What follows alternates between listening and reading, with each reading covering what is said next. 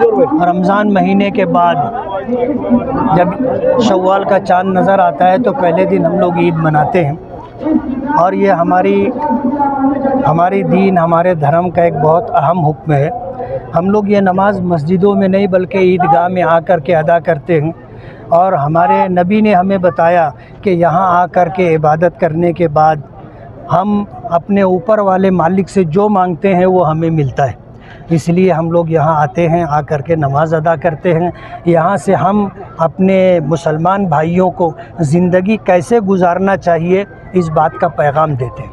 Election ہے، آپ نے کیا آہوان کیا لوگ؟ الیکشن کے تعلق سے میں نے یہ بات کہی ہے کہ ہماری جو گورنمنٹ ہے انہوں نے CAA کا قانون لگایا ہے، آگے وہ NRC کا قانون لانے والے ہیں۔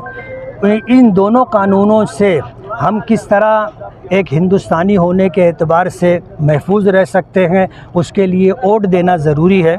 جو شخص جسے ووٹ دینا چاہے ووٹ دے، لیکن اپنے ہندوستانی ہونے کا حق ادا کرنے کے لیے ہمیں ووٹ دینا چاہیے۔ فلسطین کے تعلق سے آپ نے کہا، اور ایک بچہ جو ہے فلسطین کا جھنڈا شروع سے آپ کے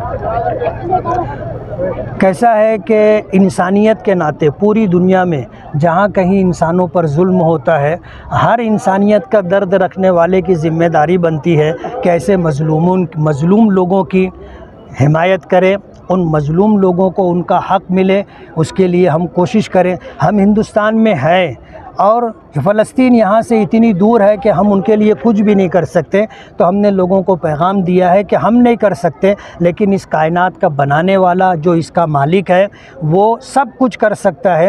ہم اس سے دعا کریں اور یہی دعا انشاءاللہ ان کو ان کا حق دلائے گی۔ ایک بچہ جو ہے وہ جھنڈا لے کے فلسطین، اس سے میرا کوئی تعلق نہیں۔